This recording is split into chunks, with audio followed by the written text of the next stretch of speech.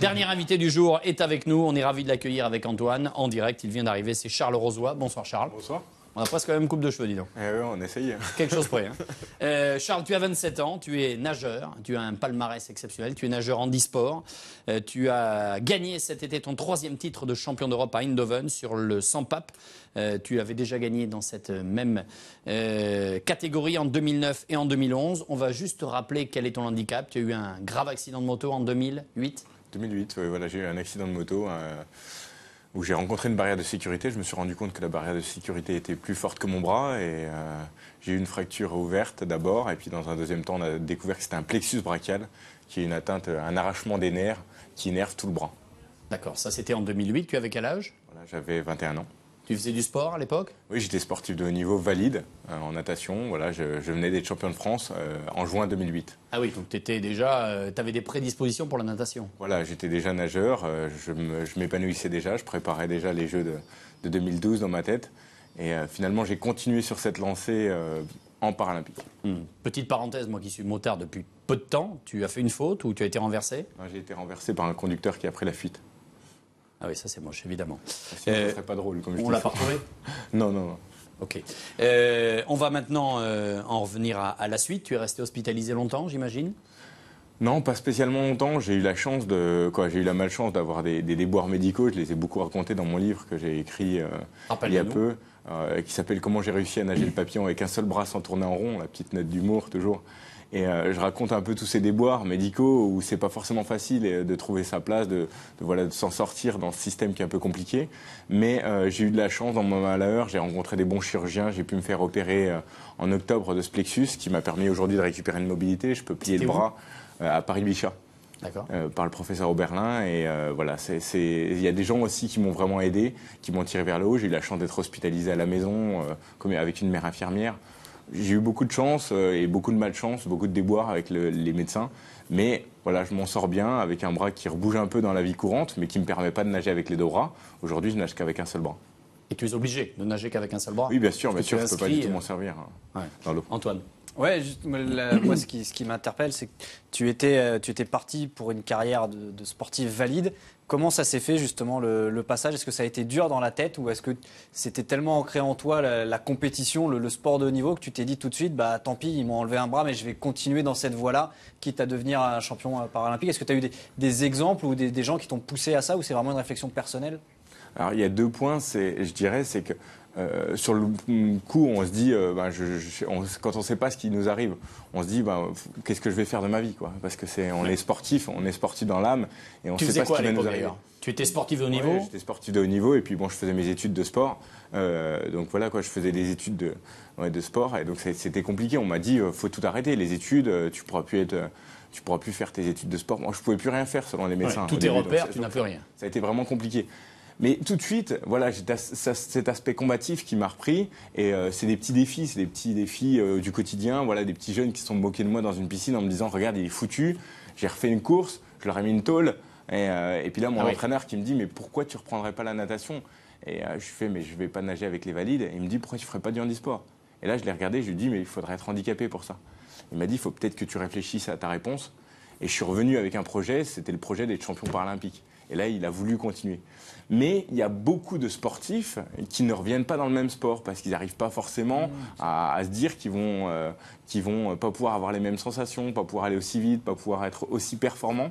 Et je sais que des fois, c'est frustrant. Des fois, c'est frustrant de se dire que je pouvais nager 55 au 100 pape et qu'aujourd'hui, je nage qu'une minute, une seconde.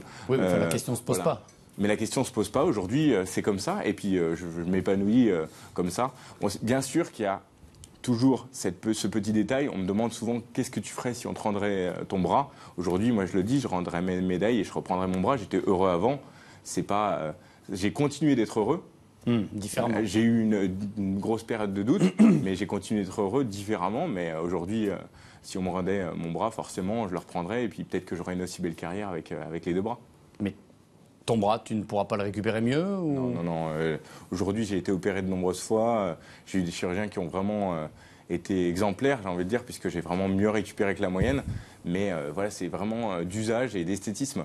C'est-à-dire que j'ai un bras qui reste voilà, esthétique, ça se voit, ça évite d'avoir un bras coupé. Je peux m'en servir un peu dans la vie quotidienne pour tenir 2-3 objets. mais j'ai pas de force, et j'ai peu de mobilité. Voilà, pour faire tous les mouvements, je peux pas lever le bras, par exemple. Les nageurs valides, tes anciens potes, justement, comment ils te suivent maintenant? Est-ce que tu es resté dans la famille ou est-ce que tu es en marge? Pas du tout, on est vraiment dans la famille. Je pense Ça, que c'est les génial. nageurs valides, ils nous considèrent comme des nageurs. J'étais encore en stage à Majorque il y avait le cercle des nageurs de Marseille qui était là. Je discute avec les entraîneurs, je discute avec les nageurs, c'est tous des copains, quoi. On se connaît sur le bord du bassin. Un autre exemple, Alain Bernard, qui a fait la préface de mon livre et qui est un ami avant et qui est un ami après. Et aujourd'hui, c'est lui qui, dès qu'il peut sur une télé, va parler du handisport et va dire, voilà, c'est des mecs qui s'entraînent vraiment et puis qui font ce qu'il faut pour être champion. Antoine. Ouais, et justement, moi, ce qui m'intéresse aussi, c'est de savoir le regard des autres athlètes handisport, parce que finalement, tu es arrivé très vite et tu as gagné très vite, tu as eu beaucoup de succès très vite. Comment tu as été perçu par tes nouveaux adversaires, du coup, parce que tu leur as appris un petit peu la lumière et la gloire en remportant beaucoup de titres assez rapidement? Je pense que la plupart des athlètes, les athlètes français, il n'y avait pas énormément d'athlètes dans ma catégorie en natation, donc ça n'a pas fait spécialement d'ombre à d'autres. En général, les athlètes sont contents quand il y a un autre athlète qui vient et qui fait des bonnes performances, parce que ça apporte une lumière sur le handisport et aujourd'hui on a besoin de ça. On a besoin d'initiatives et voilà, je pense que généralement il y a un bon regard là-dessus. Ils étaient plutôt contents. J'ai pas eu de personnes qui m'ont dit mais qu'est-ce que tu fais là, toi c'est facile, t'es un ancien nageur. Non, ils savent qu'il y a dans tous les cas il y a un travail derrière et que je continue de travailler et que ça se fait pas comme ça, quoi. Mais est-ce que c'est facile aussi parce que tu es un ancien nageur? Il y en a qui nagent depuis aussi longtemps que moi, sauf qu'ils nagent depuis aussi longtemps que moi avec leur handicap. Oui. Donc ils sont plus adaptés à leur handicap que moi. Moi, c'est ce que je dis aujourd'hui quand j'explique aux gens. Je dis aujourd'hui, j'ai 6 ans. J'ai 5 ans, quoi. J'ai 6 ans. Ouais, c'est ça, j'ai 6 ans avec mon handicap. J'ai eu pour l'instant une plus longue vie avec mes 2 bras qu'avec un seul bras. Donc je suis encore en train de m'adapter à quelque chose que j'ai eu il y a 6 ans. Eux, certains sont adaptés à leur handicap depuis leur plus jeune âge et vivent avec ça depuis plus longtemps. Donc c'est aussi une adaptation plus facile. Charles Rozoy est avec nous, 3e titre de champion d'Europe du 100 mètres pape, c'était cet été du côté d'Eindhoven. L'entraînement, le quotidien, c'est quoi? C'est combien d'heures de travail? C'est comme les autres nageurs, c'est une trentaine d'heures d'entraînement par semaine, entre 30 et 40 heures, selon les plus petites semaines et les plus grosses semaines. Tous les jours, 2 fois 2 heures de natation, et puis après, on rajoute la musculation, et puis toutes les annexes. Aujourd'hui, il y a toute une équipe autour de moi. Il y a un entraîneur, un préparateur physique, un préparateur mental, un kiné, un chiropracteur. J'ai vraiment un ensemble, un team tout autour de moi qui m'accompagne. Justement, tu as un team, ça engendre des frais. On sait que le sport handisport n'est pas le mieux rémunéré. Comment ça se passe? Est-ce que tu es considéré comme professionnel, semi-professionnel? Est-ce que tu as des sponsors qui t'aident, qui justement financent tout cet encadrement autour de toi? Alors c'est vrai que c'est compliqué le handisport, on est peu médiatisé, même si ça commence à évoluer, mais on commence à avoir des partenaires. Moi j'ai la chance d'avoir des partenaires, Malakoff Médéric, je suis venu habillé comme ça, mais voilà, c'est un de mes... C'est normal, tu es là et sûr, tu as raison de le souligner. C'est des partenaires qui nous accompagnent. Il y a EDF aussi qui est un de mes partenaires. J'ai plusieurs partenaires comme ça. J'avais les institutions qui nous aident aussi pas mal en local, qui essayent de faire des gestes. La fédération essaye de nous aider aussi à leur hauteur. On nous demande toujours cette question, mais la fédération te donne combien? Mais ce qu'il faut savoir, c'est qu'on a une seule fédération qui regroupe plein de sports. Donc à un moment donné, c'est compliqué de donner plus que plus. Heureusement, il y a des initiatives qui nous font connaître. Donc le club des supporters permet aujourd'hui d'apporter une visibilité, d'apporter une vision. Les médias s'intéressent à ça et ça nous permet, nous, d'être reconnus et donc de vivre de ça. Même si on n'en vit pas bien, aujourd'hui, on arrive quand même, il y a quelques athlètes qui arrivent à s'en sortir. Toi qui as été sportif valide, est-ce que tu trouves que le handisport, en règle générale, ou le sport paralympique est reconnu à sa juste valeur et assez médiatisé? C'est frustrant, je dirais non. Mais même s'il y a des efforts de fait quand même. Mais il y a des efforts de fait et ils vont continuer d'en faire parce que les gens, c'est une demande des gens aujourd'hui. Les gens, je sors souvent cette phrase parce que je l'adore, le handisport, c'est comme les brocolis. On ne peut pas dire qu'on n'aime pas tant qu'on n'a pas essayé. Mais sauf qu'une fois qu'on a goûté, on se dit il y a plein de bien, c'est bienfaisant, quoi. On retrouve des racines du sport, la source du sport, c'est-à-dire que les gens se battent, il n'y a pas d'argent. Donc du coup, en jeu, il y a moins d'enjeux. Et donc, on retrouve des racines du sport. Et les gens en demandent. Ils demandent de ça quand ils viennent. Ils ont du mal à venir. Et une fois qu'ils sont venus, ils disent c'était sympa, on a discuté avec les athlètes. À la fin, on a eu une relation différente. Et ils voient quand même du sport. Donc les choses évoluent petit à petit. Ouais. Donc c'est frustrant de se dire qu'effectivement on gagne moins qu'un sportif valide, on n'a pas la même médiatisation, on n'a pas tout ça. Mais il y a des partenaires derrière qui nous suivent et qui nous considèrent de la même façon. Il y a voilà quoi. Ça évolue petit à petit. Maintenant, moi, je fais pas pour ça, sinon j'aurais déjà arrêté depuis longtemps et puis j'aurais fait de la télé, j'aurais fait plein d'autres choses, mais. Voilà. Non, tu vas pas me piquer mon boulot. Hein. Voilà, non, mais je veux dire, oui, c'est juste la coupe de cheveux. Ouais. C'est pas pour ça qu'on fait ça, mais bien sûr que des fois c'est frustrant. Par exemple, je regardais la médiatisation maximum sur les championnats d'Europe. J'ai eu la chance d'avoir un de vos collègues, Alexandre Boyon, qui m'a fait intervenir sur France Télévisions voilà, pendant les championnats d'Europe. Mais je vois, il y a une belle médiatisation pour les nageurs. Et des fois, on se dit, on aimerait en profiter aussi, être avec eux et pouvoir avoir les mêmes championnats. Mais ce n'est pas le cas. Maintenant, ce n'est pas grave. Je veux dire, je ne fais vraiment pas ça pour ça. Est-ce que tu imagines un jour pouvoir, comme l'a fait un Oscar Pistorius, aller nager contre des valides ? Non. Non, clairement non. Je nage contre des valides en compétition régionale, sur certaines compétitions nationales où ils nous invitent, où on peut aussi y accéder parce qu'on est international de handisport. Mais aujourd'hui, je ne peux pas rivaliser. On n'a pas d'outils, nous, qui nous permettent de rivaliser. Pistorius avait des lames qui ont d'ailleurs été longtemps décriées et qui étaient un moyen technologique d'améliorer sa performance. Moi, je n'ai pas un bras bionique qui me permet de nager avec 2 bras. Voilà, il faudrait que je nage avec des palmes. Si je nage avec des palmes, je peux à peu près faire les mêmes temps que les valides. Mais bon, ça m'étonnerait qu'on me laisse nager avec des palmes sur une compétition. C'est d'ailleurs assez exceptionnel quand on voit les images de toi en course ou en compétition, de voir quand même la glisse. C'est quand même, et rappelle-nous le titre de ton bouquin qui est très ironique, mais je trouve ça génial que tu le joues et que tu l'assumes comme ça. C'est comment j'ai réussi à nager le papillon avec un seul bras sans tourner en rond. Sans tourner en rond. Et non seulement. On me posait tout le temps. Bah oui, non mais. Ouais, alors, faut être culotté quand même, parce que moi, si je fais la poche, je me mets comme ça pour être sûr de ne pas en prendre une. Mais non, ce qui est assez hallucinant, c'est de voir quand on voit les performances, la glisse, la puissance malgré tout qui se dégage de toi dans l'eau. Moi, je trouve ça juste phénoménal, quoi.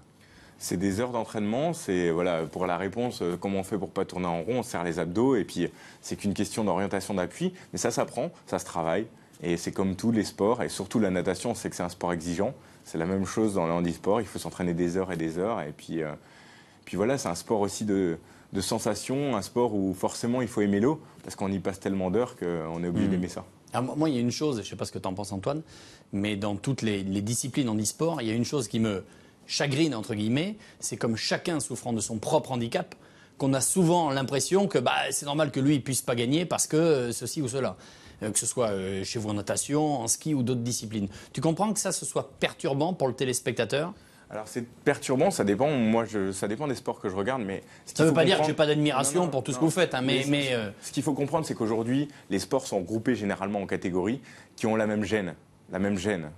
Faut pas chercher plus loin, faut pas chercher à regarder. Souvent, on cherche à comparer les handicaps, mais faut arrêter tout ça. Faut juste dire, ils ont une gêne, ils sont gênés à tant de pourcents. C'est exactement comme les poids lourds, les poids légers, les poids moyens, les poids, voilà.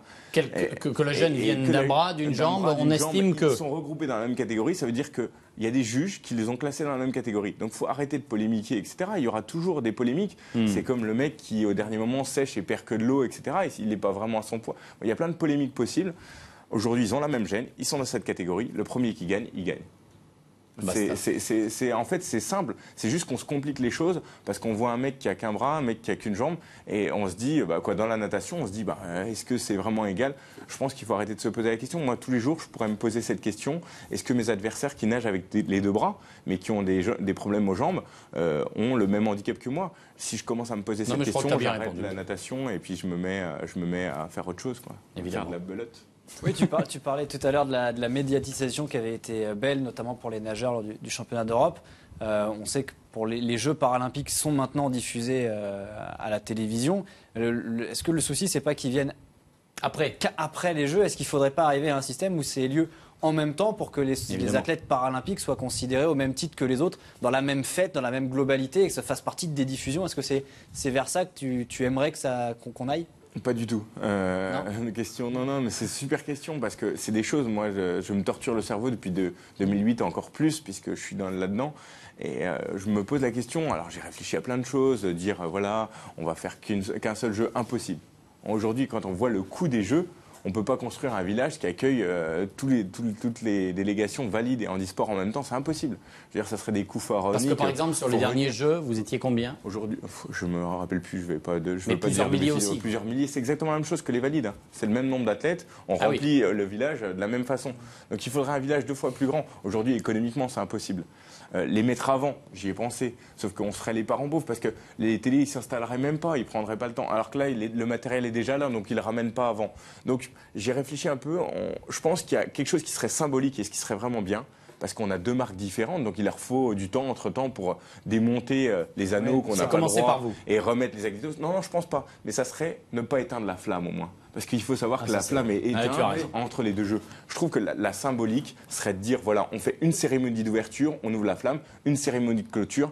Je pense que ça tuerait personne de ne pas avoir, d'avoir que 2 cérémonies qui ouvrent et ferment les jeux. Il y a 2 semaines entre, certes, parce qu'il faut de la logistique. Il n'y aurait pas moyen justement de réduire ce temps de 2 semaines, le ramener à 1 semaine. Je pense qu'au niveau logistique, ça doit déjà être compliqué en 2 semaines. Je les félicite déjà et c'est quelque chose que moi j'admire beaucoup parce que les jeux, c'est impressionnant la logistique qu'il faut, quoi.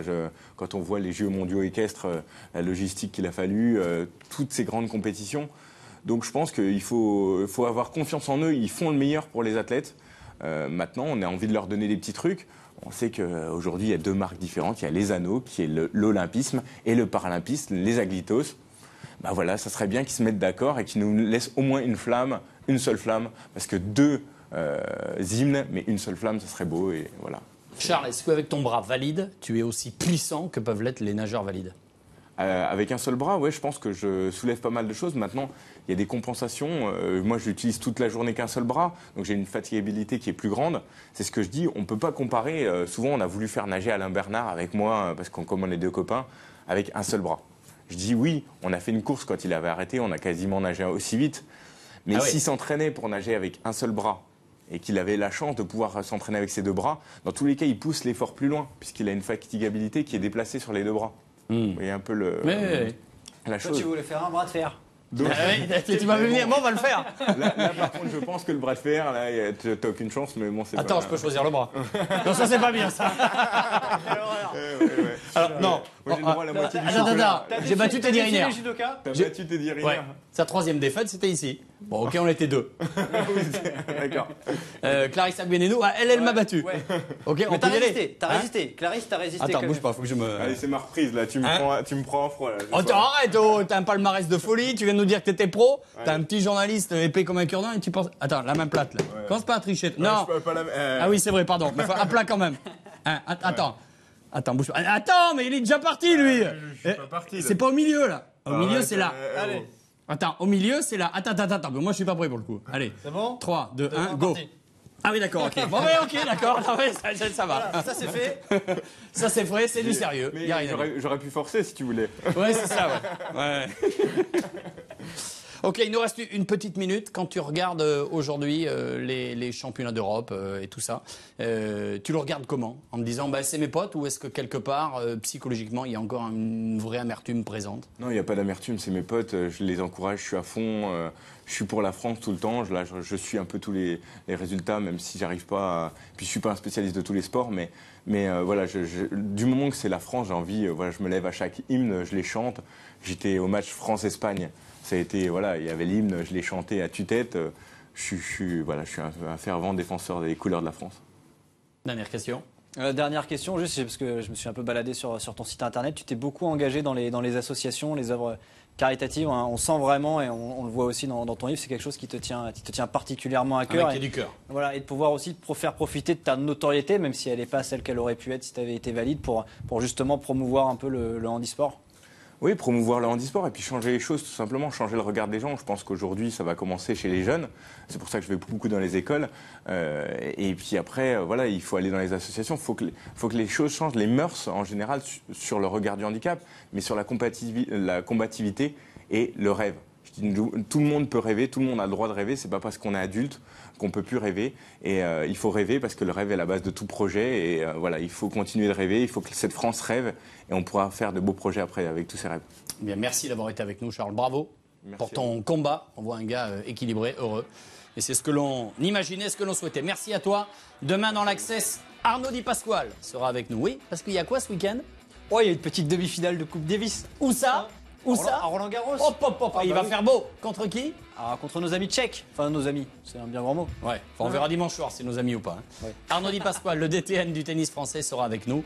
L'équipe de France qui est en train déjà de se préparer du côté de, j'allais dire Clairefontaine, non, du côté de Roland-Garros. Merci Charles, à bientôt.